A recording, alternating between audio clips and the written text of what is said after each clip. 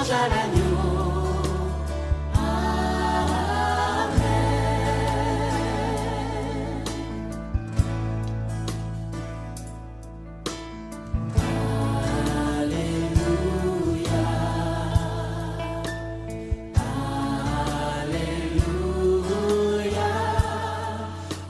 Dieu le Seigneur Tout-Puissant.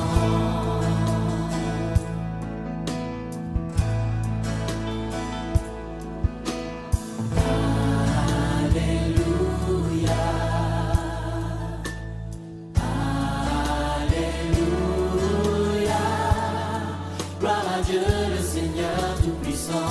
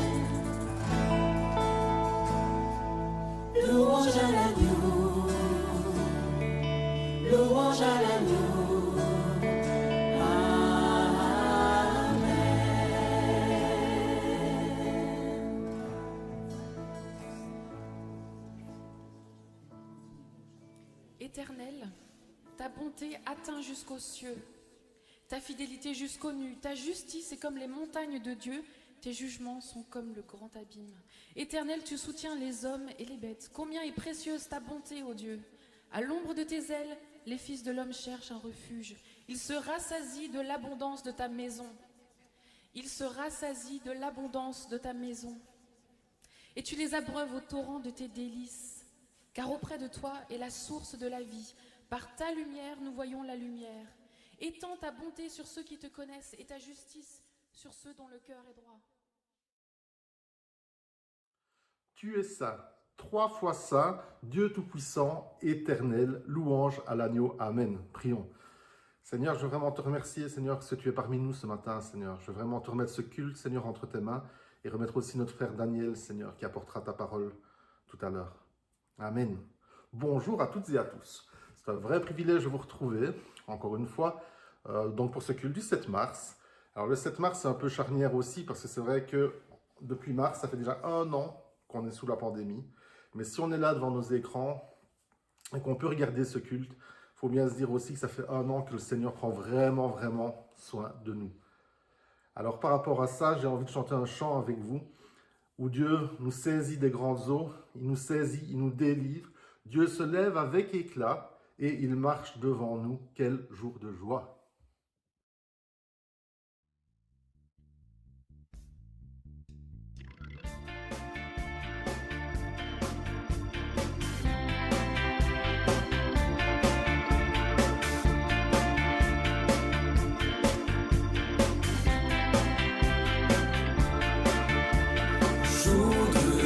Jour de victoire, il étend sa main d'en haut, me retire des grandes eaux, il me saisit et me délivre. L'Éternel est mon appui, devant tous mes ennemis. Dieu se lève avec éclat et il marche devant moi. Jour de victoire, il étend sa main d'en haut, me retire des grandes eaux, il me saisit et me délivre.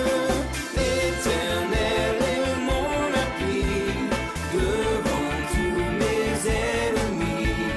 Dieu se lève avec éclat et il marche devant moi.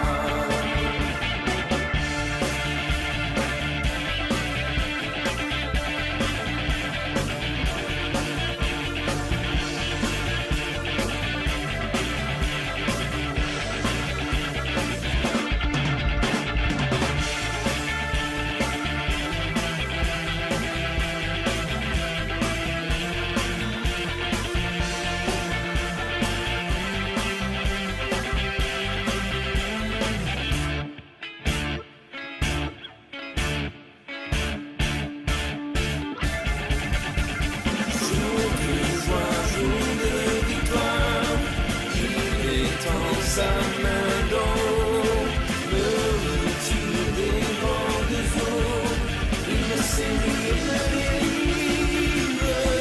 L'Éternel est mon appui, devant tous mes ennemis. Dieu se lève avec éclat et il marche devant moi. Dieu se lève avec éclat.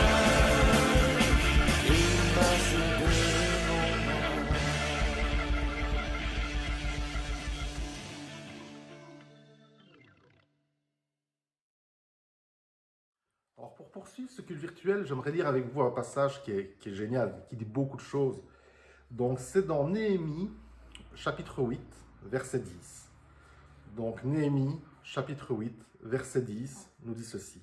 « Ne vous affligez pas, car la joie de l'Éternel sera votre force. » Je vous invite d'ailleurs à le chanter. L'Esprit du Seigneur est sur moi car il m'a envoyé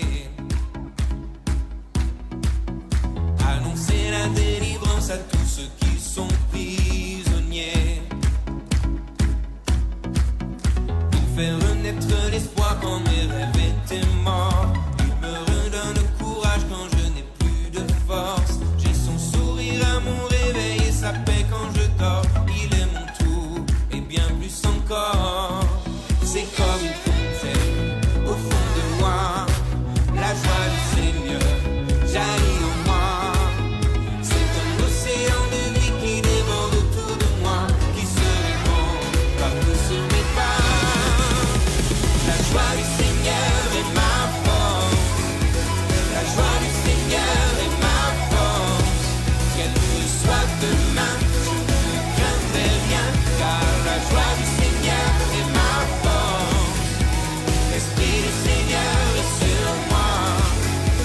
L'Esprit du Seigneur est en moi. Il remplit mon cœur, je suis sa demeure. L'Esprit du Seigneur est en moi.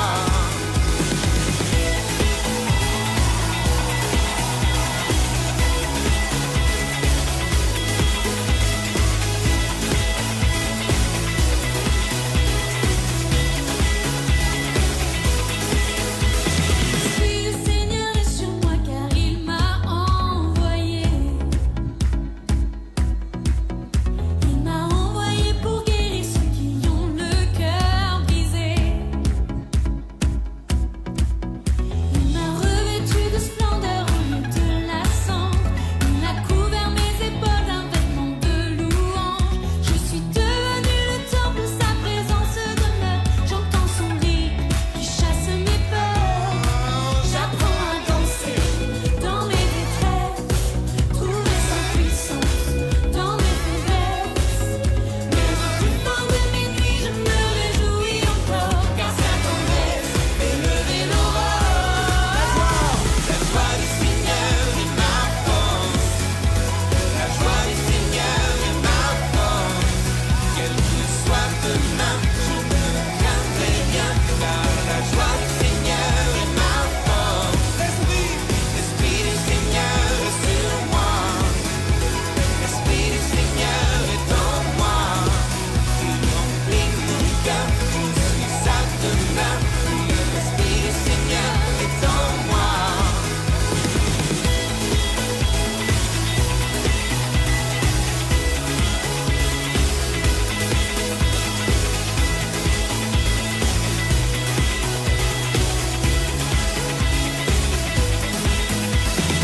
Esprit de vie, de liberté, remplis-moi jusqu'à déborder.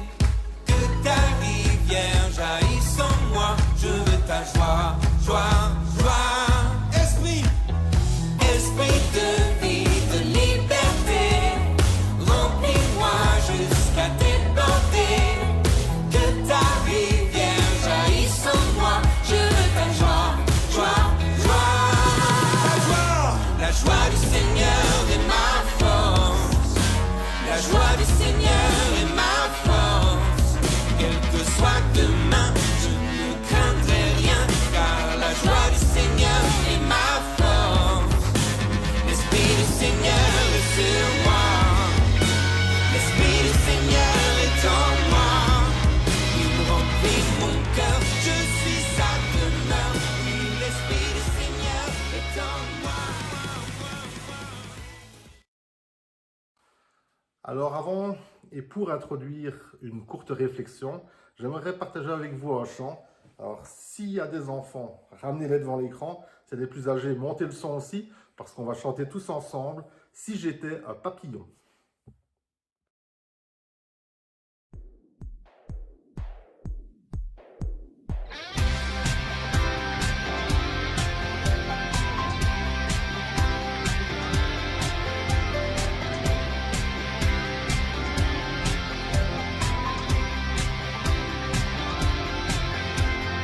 Si j'étais un papillon, avec mes ailes je louerais ton nom. Et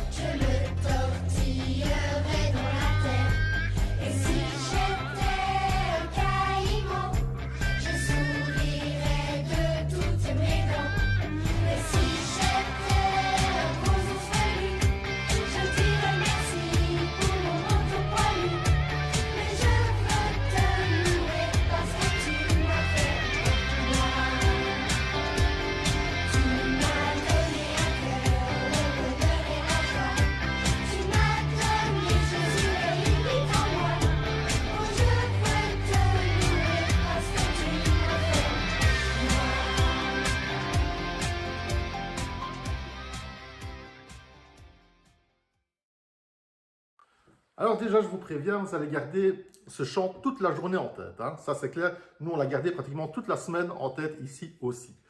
Bon, alors maintenant, revenons à la réflexion. Et la réflexion, c'était, qui est-on ce matin? Est-on un papillon? Est-on un éléphant? Est-on un ver de terre? Est-on un kangourou? Peu importe, nous sommes nous. Mais ce qu'il faut savoir, c'est que Dieu nous a choisis. Dieu nous a choisis pour une mission bien précise, c'est pour le louer. Et là, c'est quelque chose de génial, parce que le chant dit, il a donné un cœur, du bonheur et de la joie, il nous a donné Jésus qui vit en nous. Yes, amen. C'est ça qui est génial. Et j'ai vraiment une idée en tête aussi, quand on parle de mission, on pense souvent aussi aux soldats.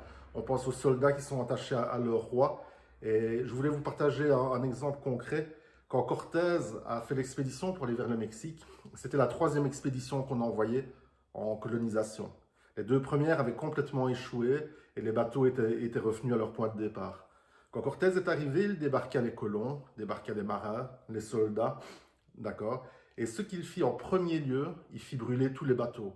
Les soldats regardèrent tous les bateaux qui brûlèrent derrière eux et Cortés leur dit, on a fait un choix, on a fait le choix de venir ici. À partir de ce moment-ci, il n'y a plus de retour possible. On oublie le passé qui est derrière nous et on va vers l'avant. Et je crois que c'est aussi notre mission d'aller vers l'avant. D'ailleurs, dans la Bible, il est mis aussi courons vers le but. On oublie ce qu'il y a derrière, mais on court vers le but et on a vraiment cette mission de louer Dieu. Il y a un deuxième exemple que j'avais entendu cette semaine et qui m'a beaucoup aussi fait sourire, mais interpellé. Dans la guerre de sécession, donc la guerre entre le nord et le sud des États-Unis, le général Grant, un jour, était vraiment très malmené dans la bataille. Et dans cette bataille, il regarda le clairon qui était à côté de lui et il lui dit « S'il te plaît, vas-y, dépêche-toi, sonne la retraite !» Le clairon le regarda, ne fit rien, le général lui dit « Mais sonne la retraite !» Et le clairon lui dit « Mais je ne saurais pas !» Et le général lui demanda « Mais pourquoi tu ne saurais pas ?» Il dit « On ne l'a jamais appris, on m'a juste appris à sonner la charge. » Le général lui dit « Mais fais quelque chose, mais alors tant pis, sonne la charge !» Et le clairon sonna la charge. Toutes les troupes nordistes réattaquèrent et repartirent vers l'avant, et ce fut la plus belle victoire et le plus beau succès du général Grant dans la guerre de sécession. Et c'est aussi ça que la Bible nous enseigne, c'est d'aller vers l'avant. J'ai envie de dire, sonnons la charge, prenons vraiment cette mission à cœur et allons vers de l'avant. Allons vers l'avant, pardon. Et surtout, louons Dieu. Alors, pour clôturer cette méditation, je vous laisse avec un chant qui s'appelle « Amour injuste ». Ce chant me montre vraiment aussi l'amour de Dieu et qu'il ne regarde pas à notre passé, mais à notre avenir. Et une des paroles du chant est « Ô toi qui ne considères plus ce que j'étais, mais qui regarde ce que je ferai comme un sujet d'honneur et de joie. Ô toi qui ne considères plus ce que j'étais, mais qui regarde à ce que je ferai comme un sujet d'honneur et de joie. » Je vous laisse avec le chant « Amour injuste ».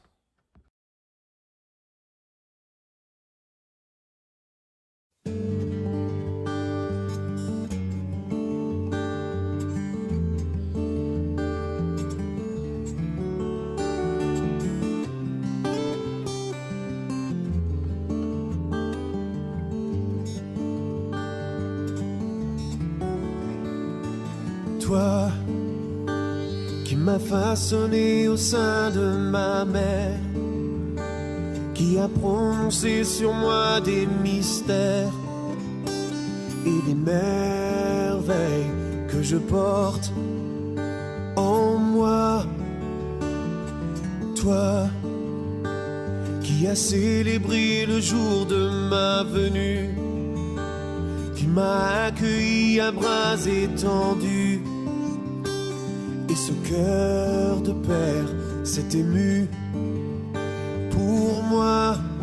Oh, toi qui m'as vu te renier pour me perdre, tu ne cessais de crier dans le désert que tu m'aimais, que je comptais pour toi. Oh, toi qui ne considère plus ce que j'étais, mais qui regarde à ce que je serai comme un sujet d'honneur et de joie. Toi qui a semé dans ma vie des trésors, et le précieux don que souvent j'ignore. Tu me bénis, tu le feras encore. Oh, oh, toi qui me chéris depuis le premier jour, je ne saisis l'étendue de cet amour. Je te trahis, mais tu m'aimes en retour. Oh, toi qui m'as vu te renier pour me perdre, tu ne cessais de crier dans le désert que tu m'aimais, que je comptais pour toi. Oh, toi qui ne considère plus ce que j'ai fait, mais qui regarde à ce que je ferai comme un sujet d'honneur et de joie. Tu m'as élevé comme un fils, aimé de tout ton cœur. Je t'ai rejeté tant de fois, je t'ai si peu considéré, souvent même accusé, rejetant mes erreurs sur toi. Tu as mis ton nom sur mes lèvres pour que je le célèbre.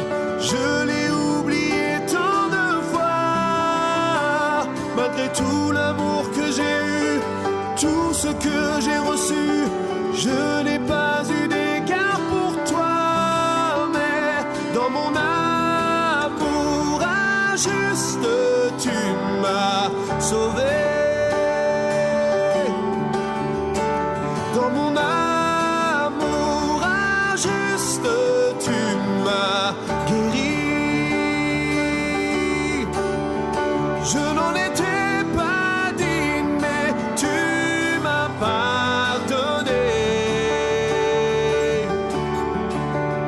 Je ne méritais pas, mais tu m'as pardonné.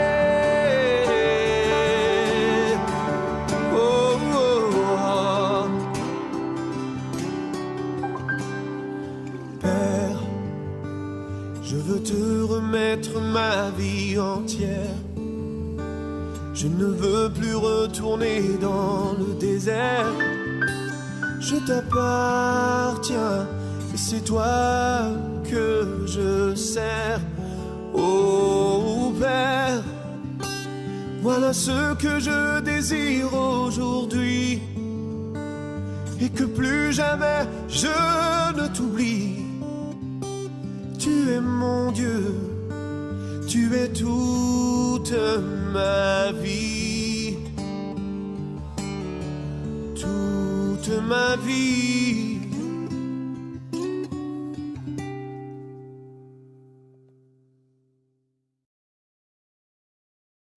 Alors, une des choses qui nous manque le plus de ne pas faire le culte en présentiel, bien entendu, c'est de se voir. Mais je ne sais pas pour vous, pour moi, c'est aussi quand il y a un moment de prière, ne serait-ce que d'entendre les prières des autres qui peuvent encourager. Et c'est vrai que la prière est quelque chose qui en virtuel est plus compliqué. Je sais qu'il y a les réunions de prière le jeudi, mais c'est vrai qu'en continu, comme ça, c'est une chose plus compliquée. Et je voulais vous laisser une réflexion justement sur la prière. C'est une petite vidéo qui va durer quelques minutes et qui, pour certains, pourrait être un défi et pour d'autres, une évidence. Donc voilà la petite vidéo sur la prière. L'islam demande de prier 5 fois par jour. En tant que protestant, je n'aime pas trop les règles fixées. Je ne crois pas que la religion soit des règles, mais la religion sont plutôt des idéaux, comme Paul d'ailleurs, qui dit « prier sans cesse ». Et ça, c'est évidemment l'idéal, d'être sans arrêt dans un état de prière. Maintenant, on n'y arrive pas toujours. Et il est bon donc de se donner des disciplines spirituelles. Et le tout, c'est de ne pas confondre le chemin avec le but. Quant à cette discipline, de s'imposer des temps de prière dans la journée, c'est effectivement une excellente idée.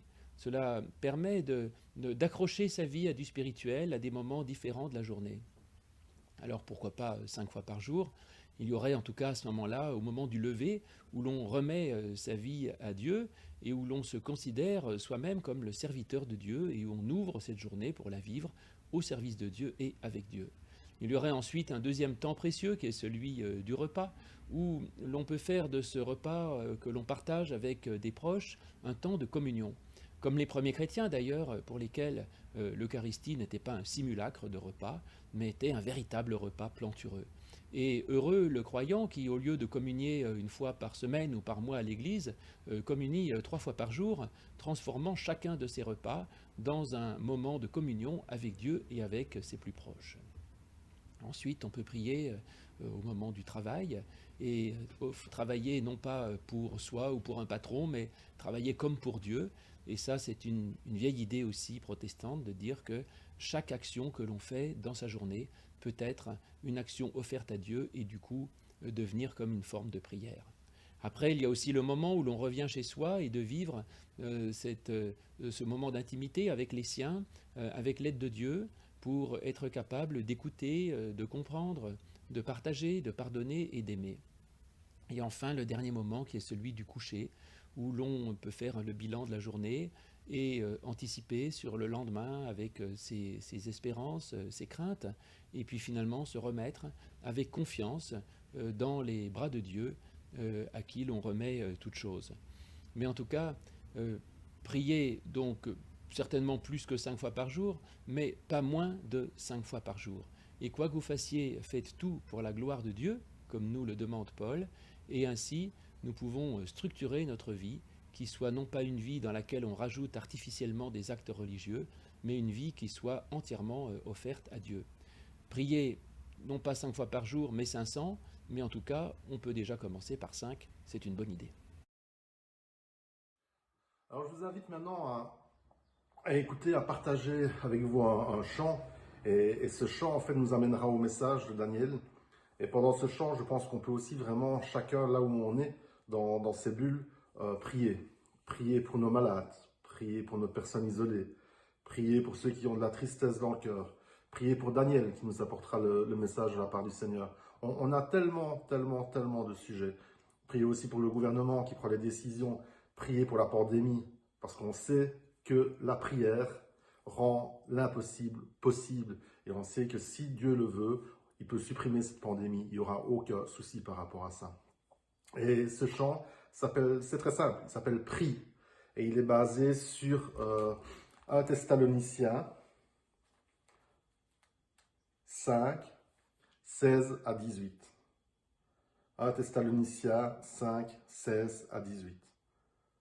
Soyez toujours joyeux, priez sans cesse, remerciez Dieu en toute occasion. C'est ce qu'il attend de vous qui êtes unis au Christ Jésus. Prenons ce moment de prière, de recueillement aussi, et laissons après la place à Daniel.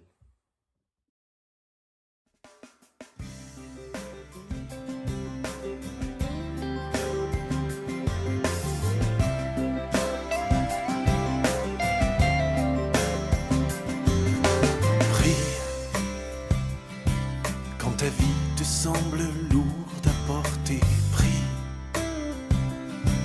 Quand ton cœur est à 2 doigts d'exploser, prie. Comme tu respires, quand tu ne sais plus quoi faire, alors prie. Même si les mots viennent à te manquer, même si ta foi est prête à flancher, prie, même avec des larmes, car Dieu entend tes silences quand tu pries. Le monde change quand tu pries. C'est l'amour de Dieu qui te remplit. Se passer quand tu pries, d'un peu de ferveur et de foi. Dieu fait venir le ciel ici-bas. Tout est possible quand tu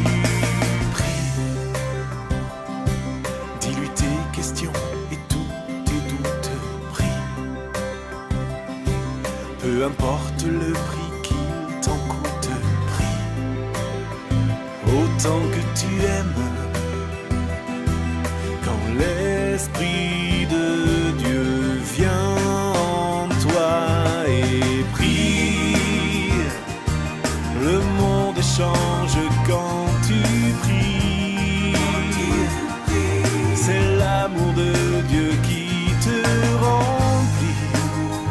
Tout peut se passer quand tu pries.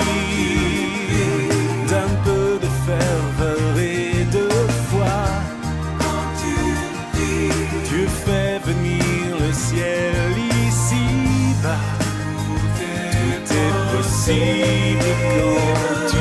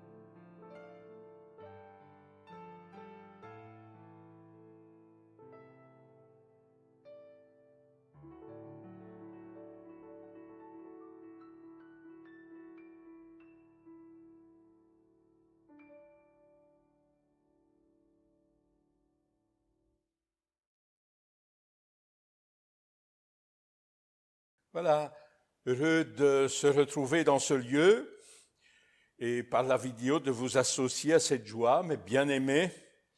Chacun, bien sûr, aspire à des temps meilleurs pour pouvoir nous retrouver ensemble dans ce lieu, dans cette belle salle où la présence du Seigneur est invoquée, où nous pouvons le louer, l'adorer et écouter ensemble sa parole, mais aussi communier ensemble.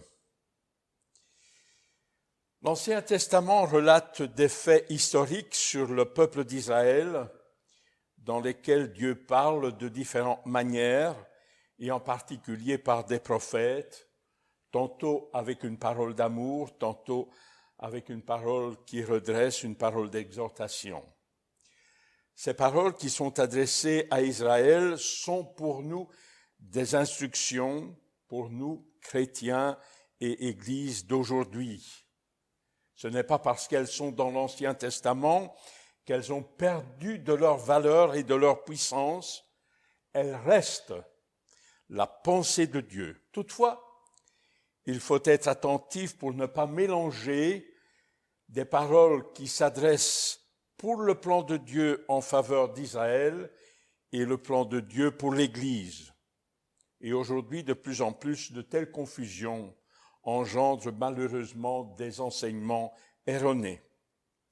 Rappelons que le Nouveau Testament contient aussi des paroles pour le peuple d'Israël, mais surtout, il contient des paroles pour les chrétiens et l'Église. L'Église composée de vrais croyants, de ceux qui sont nés de nouveau, de toute nation, à la fois juifs et non-juifs. Et voici d'ailleurs comment Paul présente cet Ancien Testament. Il nous est dit dans 1 Corinthiens chapitre 10, et nous le lisons, « Frères et sœurs, bien sûr, je ne veux pas que vous ignoriez que nos pères ont tous été. » Et voilà que Paul relate quelques faits historiques dont il donne quelques exhortations. Ne devenez pas comme eux des idolâtres. Ne vous livrez pas à l'impudicité comme eux. Ne tentez pas le Seigneur comme eux. Ne murmurez point comme eux. Et la conclusion qu'il en donne, ces choses leur sont arrivées pour servir d'exemple afin que nous n'ayons pas de mauvais désirs comme ils ont eu. Et dans 1 Corinthiens chapitre 10 et au verset 11, nous lisons « Ces choses ont été écrites pour notre instruction à nous qui sommes parvenus à la fin des temps, à la fin du siècle. » Je vous propose donc d'ouvrir l'Ancien Testament dans un livre peu connu, mais avant cela, puisque ce sont des paroles de Dieu qui peuvent nous concerner, nous servir d'instruction, je vous propose de prier face à cette parole. Seigneur notre Dieu, ta parole, elle est la vérité. Elle contient des pensées qui nous dépassent. Et nous voulons, Seigneur, te demander que nous donnes cette sagesse, cette intelligence pour discerner au travers de cette parole de quelle manière tu parles à nos cœurs encore aujourd'hui. Instruis-nous par cette parole, exhorte-nous, mais aussi encourage-nous, fais-nous découvrir que tu restes un Dieu d'amour, bienveillant, constamment les mains tendues vers nous.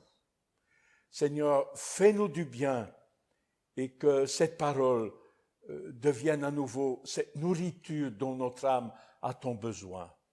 Reçois, Seigneur, notre prière pour la seule gloire de ton nom. Amen. Le livre que nous allons ouvrir, peu connu dans l'Ancien Testament, c'est le 4e avant la fin de l'Ancien Testament. Donc, si je commence à l'envers, Malachie, Zacharie, Agée, et nous arrivons à Sophonie. Quelle instruction tirée de ce livre de Sophonie qui s'adresse au peuple d'Israël? Quelle instruction pouvons-nous retirer pour nous, Église du XXIe siècle. Très brièvement, prenons connaissance de la période dans laquelle le prophète Sophonie a vécu pour comprendre le sens de cette parole dont il a été porteur et découvrir la similitude qu'il y a entre notre temps et ainsi découvrir les instructions qui nous intéressent. Si j'ouvre dans le livre de Sophonie, au chapitre 1er, nous lisons ceci, et je l'ai pris dans la version en français courant. Parole que le Seigneur a communiquée à Sophonie. Ce n'est donc pas une parole que Sophonie a lui-même dite au peuple d'Israël. Non, c'est l'Éternel qui prend autorité, qui insuffle sa parole dans les pensées de Sophonie, et Sophonie n'est que le porte-parole de l'Éternel. Parole que l'Éternel, que le Seigneur a communiquée à Sophonie à l'époque où Josias, fils d'Amon, était roi de Juda. Sophonie, nous continuons la lecture de ce verset premier, Sophonie était fils de Coushi, lui-même fils de Gudélia, petit-fils d'Amaria et arrière-petit-fils d'Ézéchias. Ce premier verset mentionne quelques générations pour souligner la lignée royale de Sophonie. Son arrière-grand-père, Ézéchias. Et au moment où Dieu l'appelle, c'est le jeune roi Josias qui est sur le trône. Ézéchias et Josias sont deux rois qui ont marché dans la justice de Dieu. Mais entre ces deux rois, il y a deux règnes qui sont néfastes et qui sont mentionnés dans ce premier verset. Il s'agit de Manassé et de Hamon, qui ont encouragé le peuple à se livrer à des pratiques idolâtres. Et au moment de Sophonie, c'est le jeune roi Josias qui entreprend de remettre de l'ordre, c'est-à-dire de faire disparaître les idoles et de réparer le temple qui avait été fermé. Et en ouvrant ce temple, il y a une découverte merveilleuse. Ils y redécouvrent la loi de Dieu, la loi de l'Éternel donnée par Moïse, qui était tombée malheureusement dans l'oubli. C'est dans cette période que Sophonie est appelée par Dieu pour proclamer deux facettes de Dieu, à la fois sa sainteté et son amour, c'est-à-dire sa justice et sa grâce. Et aussi proclamer pour le peuple d'Israël à la fois une période de tribulation qui sera suivie d'un temps de bénédiction.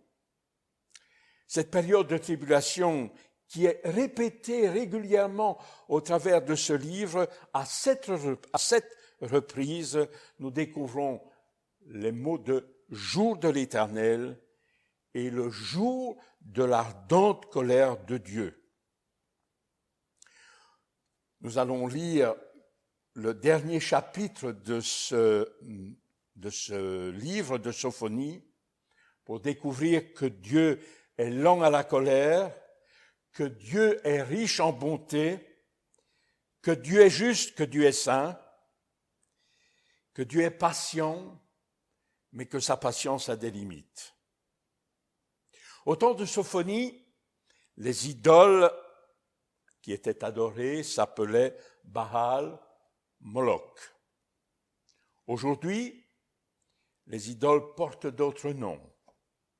Mammon, le culte de la personnalité, le culte de l'apparence, de la beauté physique, le culte du moi, avec son pouvoir excessif et l'injustice sociale.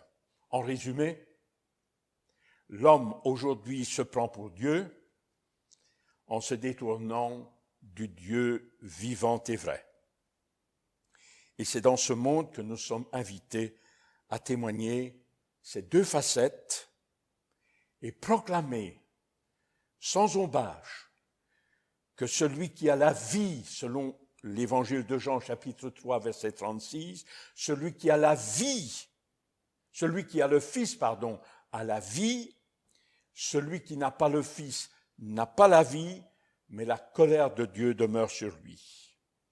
Et l'apôtre Paul, écrivant dans Actes chapitre 17, nous dit ceci: Dieu, sans tenir compte des temps d'ignorance, annonce maintenant à tous les hommes, en tout lieu, qu'ils aient à se repentir, parce qu'il a fixé un jour où il jugera le monde selon la justice par l'homme qu'il a désigné, c'est-à-dire l'homme Christ Jésus, et il l'a désigné, ce dont il a donné une preuve certaine en le ressuscitant d'entre les morts. Ouvrons donc Sophonie au chapitre 3 et pour découvrir dans quelle situation se trouve le peuple d'alors, nous en avons déjà mentionné dans son idolâtrie, mais combien Dieu est lent à la colère. Je lis les quelques premiers versets de Sophonie chapitre 3 pour nous rendre compte de l'état spirituel de ce peuple. Malheur à la ville, rebelle, souillée, qui est pleine d'oppresseurs. Elle n'écoute pas ma voix, dit l'Éternel. Elle ne reçoit pas cette parole, ni l'instruction. Elle ne met plus sa confiance en l'Éternel, en moi. Elle ne s'approche plus de moi, de son Dieu. Regardez ces chefs au milieu d'elle. Ils sont comme des lions rugissants. Ces juges sont des loups. Ils ne laissent rien pour le peuple matin. Ces prophètes, ce sont des vantards, des hommes perfides. Ces sacrificateurs profanent le lieu saint. Ils font violence à ma parole. Bien-aimés, quand nous lisons de tels propos, qu'est-ce que Dieu peut encore attendre d'un tel peuple? A-t-il encore pour lui un avenir? Comment est le cœur de Dieu face à ce peuple, à ses actions? Sa main s'est-elle retirée ou est-elle toujours tendue avec amour pour quiconque vient vers lui dans la repentance? Le projet que Dieu a pour le peuple est-il maintenant disparu? Et nous allons au verset 17 de ce chapitre 3 et découvrir quelles sont les intentions de Dieu pour ce peuple. Verset 17. L'Éternel, ton Dieu, c'est Dieu qui parle par la bouche de Sophonie à ce peuple d'Israël qui est dans un pitoyable état. L'Éternel, ton Dieu, est au milieu de toi comme un héros qui sauve. C'est au futur, c'est pour une période, c'est dans l'attente que ce peuple vienne vers lui. Et si nous avions le temps de retracer l'histoire, nous savons qu'après ce temps de tribulation, de grande tribulation, le peuple sera source de bénédiction. Dieu reprendra relation vivante avec son peuple. Et c'est en vue de ce temps que l'Éternel dit « Je serai au milieu de toi comme un héros qui sauve ». L'Éternel fera de toi sa plus grande joie. Il gardera le silence dans son amour. Il aura pour toi des transports d'allégresse.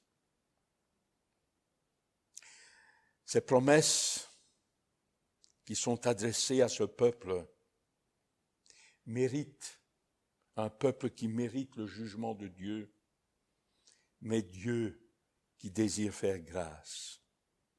Alors ces paroles peuvent-elles avoir écho dans nos cœurs, nous, enfants de Dieu du XXIe siècle, nous, Église de Jésus-Christ?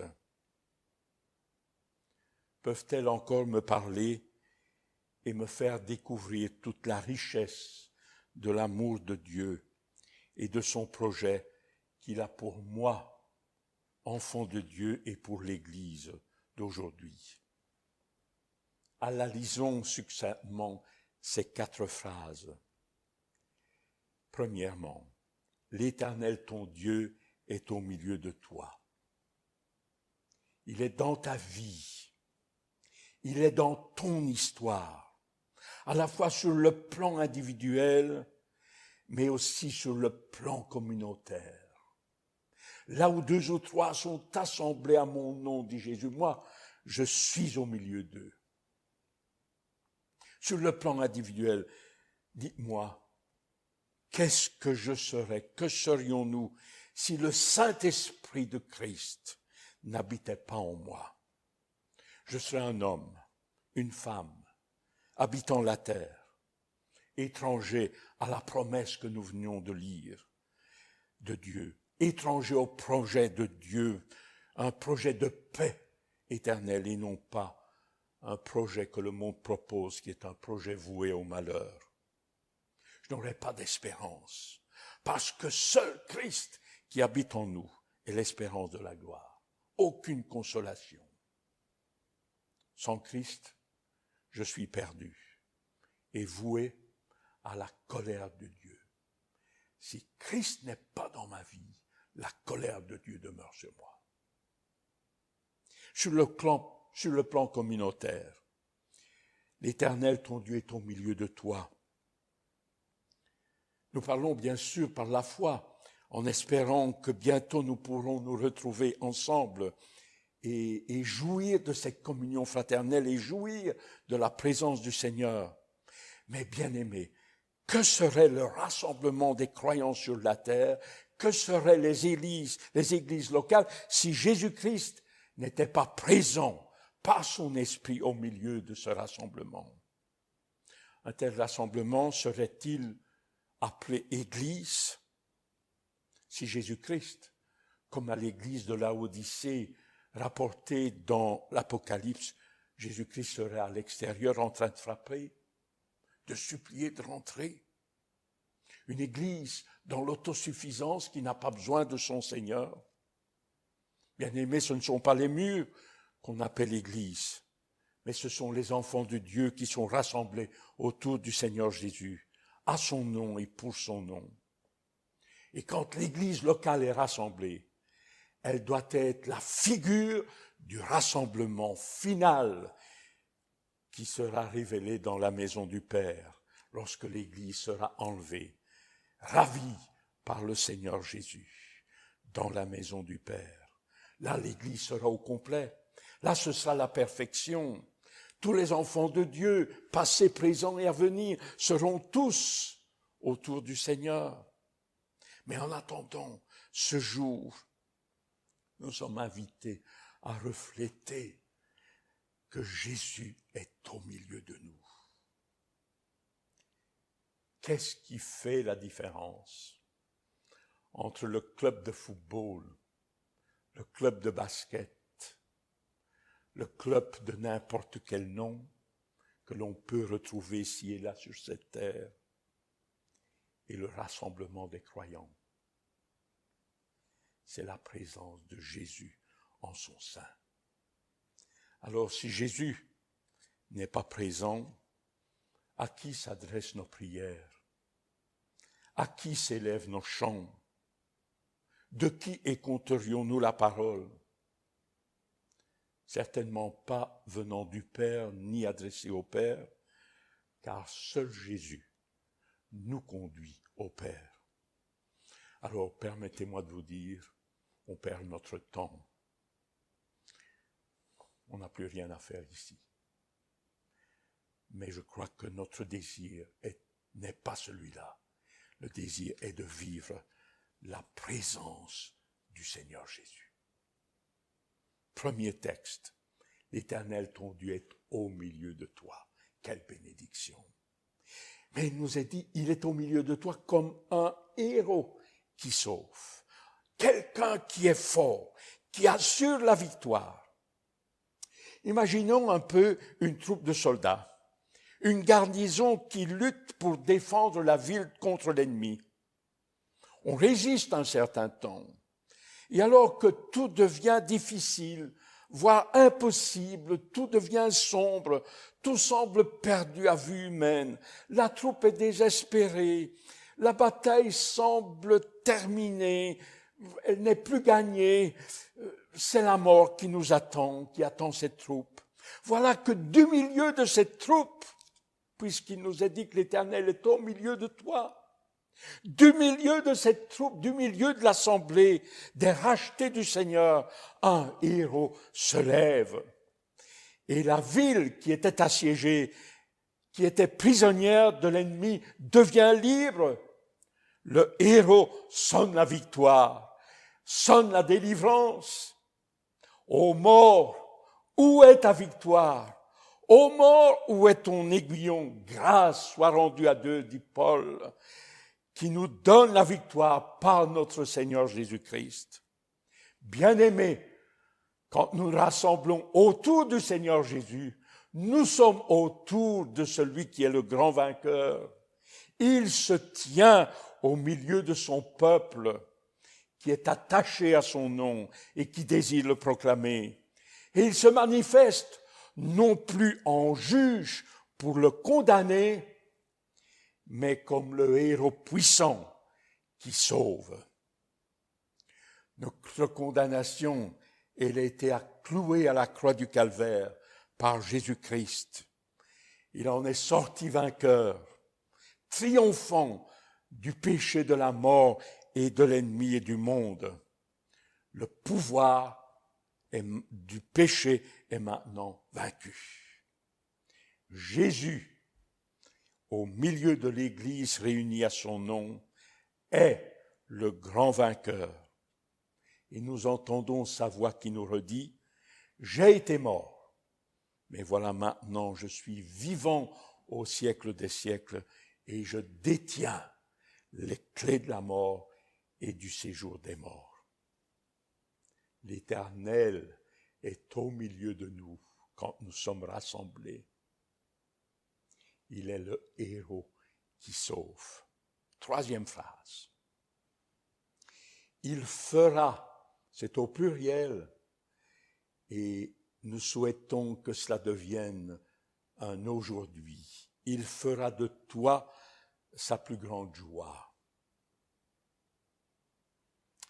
Qui peut dire aujourd'hui, en regardant l'état de l'Église, que Jésus-Christ est au milieu d'elle, le grand héros, et qu'il y trouve sa plus grande joie. L'Église que Jésus-Christ, il l'aime, il l'a aimée, il s'est sacrifié pour elle, et il l'aime toujours. Il la chérit, il la purifie par sa parole. C'est vrai qu'elle est méprisée dans ce monde, mais elle est précieuse à ses yeux. Il désire la rendre parfaite, sans tache, ni ride, ni rien de semblable. Elle est pleine de défauts, il est vrai, mais elle reste précieuse à ses yeux. Et si, à l'égard du peuple d'Israël, l'Éternel dit de ce peuple qu'il est la prunelle de son œil, je pense ne pas me tromper en disant que l'Église est la prunelle de l'œil du Seigneur Jésus. Aujourd'hui, nous sommes fiancés et bientôt amenés aux noces pour être l'épouse de Christ, revêtue de ses robes de fin lin. Écoutez ce que l'auteur de l'Épître aux Hébreux disait, qui nous invite à avoir les regards fixés sur Jésus, le chef et le consommateur de notre foi, qui, en vue de la joie qui lui était réservée, a souffert la croix, méprisé l'ignominie et s'est assis à la droite de Dieu. En vue de la joie dont nous venons de lire dans le prophète Zophonie et qui est celle du Seigneur Jésus lorsqu'il sera là au milieu de l'Église dans le ciel. Et mon désir, c'est qu'il trouve sa joie quand nous sommes rassemblés autour de lui. Cette même pensée se retrouve dans Ésaïe chapitre 53. Écoutez au verset 10 et 11 ce qu'il est dit. Il a plu à l'Éternel de le briser par la souffrance. Après avoir livré sa vie en sacrifice pour le péché, il verra une postérité et prolongera ses jours, et l'œuvre de l'Éternel prospérera entre ses mains. À cause du travail de son âme, il rassasiera ses regards. Il pourra dire à son Père, dans la joie parfaite, « Père, ils étaient à toi, maintenant tu me les as donnés, je n'en ai perdu aucun, sauf le fils de perdition. » Trop souvent, bien-aimés, quand nous venons dans la présence du Seigneur ensemble, nous recherchons notre propre satisfaction, nous recherchons notre propre joie, nous recherchons quelque chose qui va nous satisfaire. Pouvons-nous un instant, quand nous venons devant notre Dieu, pour être autour de lui, pour l'adorer, pour l'écouter, pouvons-nous rechercher sa joie à lui? Elle sera parfaite dans le ciel. Mais sur la terre, pouvons-nous avoir ce désir de rechercher sa joie à lui? Puis-je dire, Église de Glun, Église ci et là sur cette terre, puis est-ce que le Seigneur, en regardant chaque Église, peut dire, tu sais, tu fais ma joie?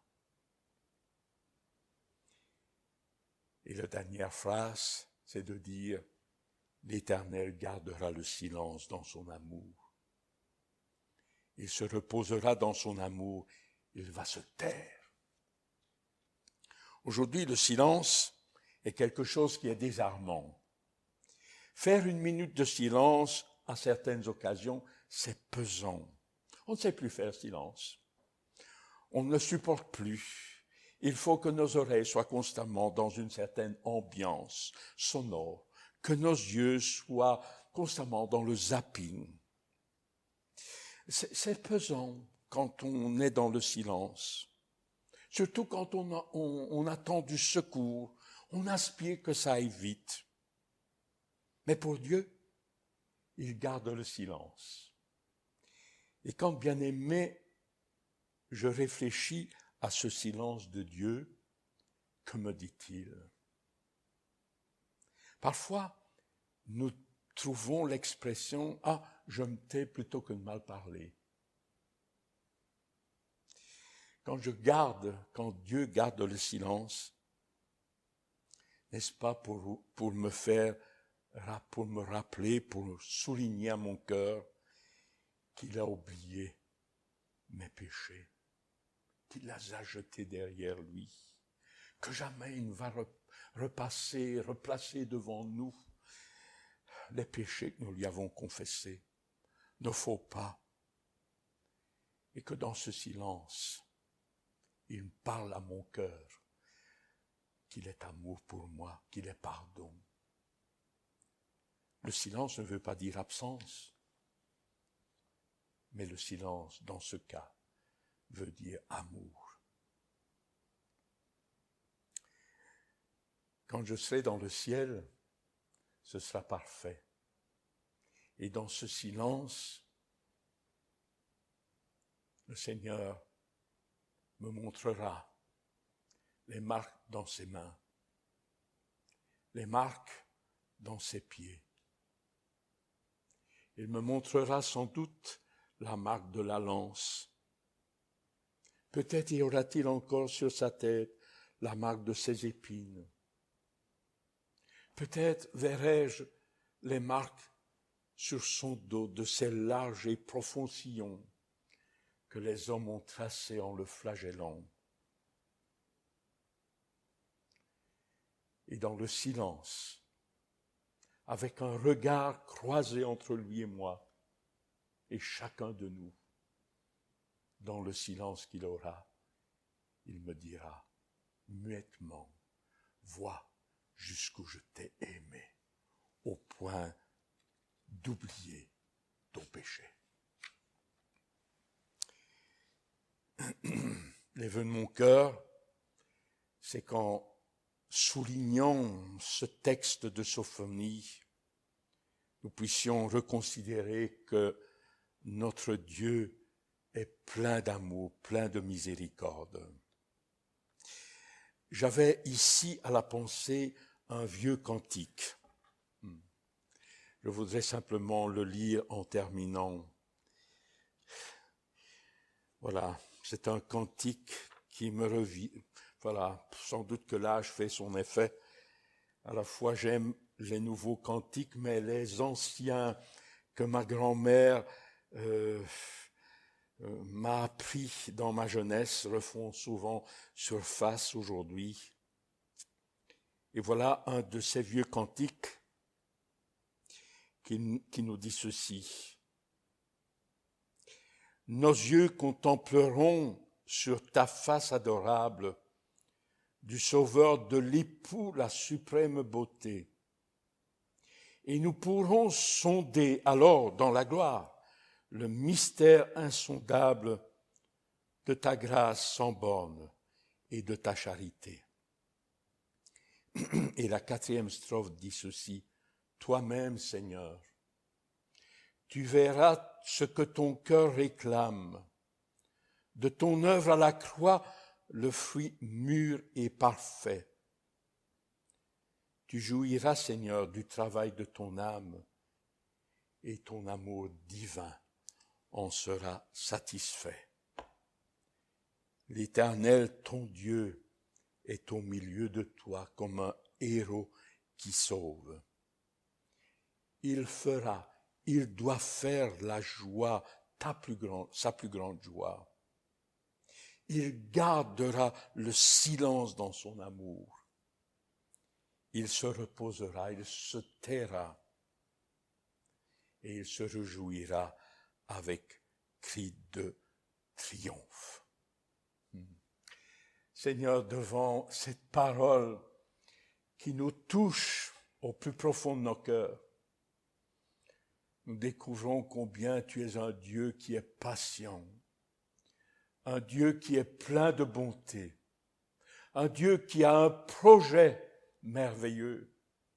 Malgré nos faux pas, tu nous tends constamment la main pour que nous revenions à toi. Et nous te bénissons pour le cœur qui est le tien, dont nous ne savons pas le décrire, tellement il est vaste. Mais nous prenons conscience que ta patience a un terme. Parce que si tu es amour, tu es aussi sainteté. Et nous savons, Seigneur, qu'en dehors de ta présence, dans le ciel pour toute l'éternité, il y a des jours mauvais qui seront abattus sur cette terre. Alors nous te prions, Seigneur, puisqu'aujourd'hui est encore un jour de grâce où tu tends la main, nous t'en supplions, fais ton œuvre dans les cœurs et que la joie de ton ciel, pour une âme qui vient à la repentance auprès du Seigneur Jésus et le reçoit comme sauveur, que ce beau ciel, par les anges, se réjouisse.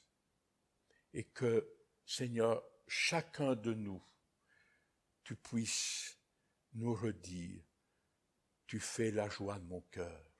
Que quand nous aurons l'occasion de nous retrouver, que chaque rassemblement puisse faire la joie de ton cœur en attendant d'être dans le ciel.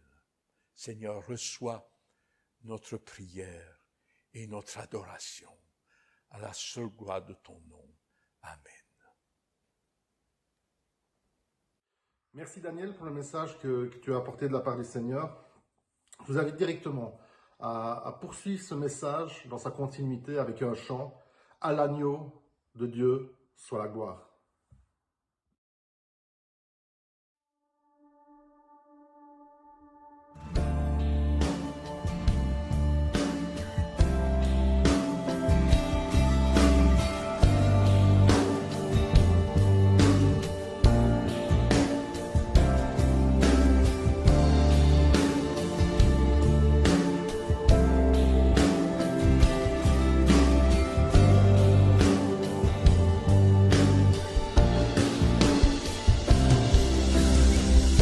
Élevé à la droite de Dieu, couronné de 1000 couronnes, tu resplendis comme un soleil radieux.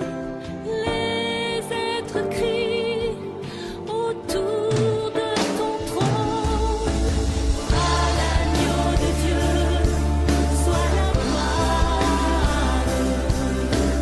À l'agneau de Dieu la victoire. À l'agneau de Dieu soit le règne pour tous les siècles.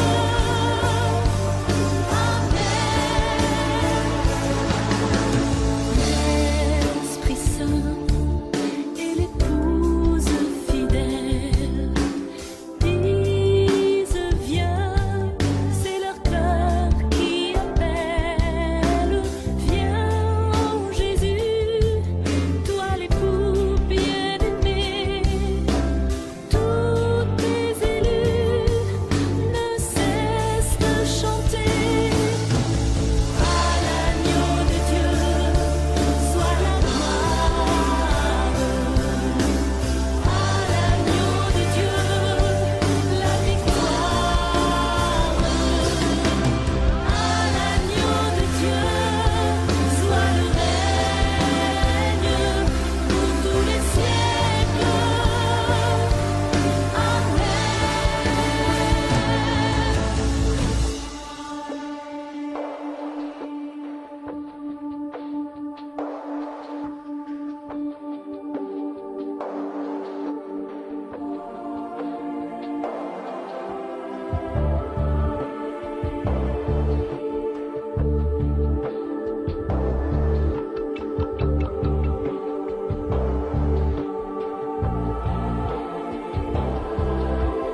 Tous les peuples et toutes les nations, d'un seul cœur, avec les milliers d'anges, entonneront en l'honneur de son nom ce chant de gloire avec force et louange. À l'agneau de Dieu soit la gloire. À l'agneau de Dieu la victoire. À l'agneau de Dieu soit le règne pour tous les siècles.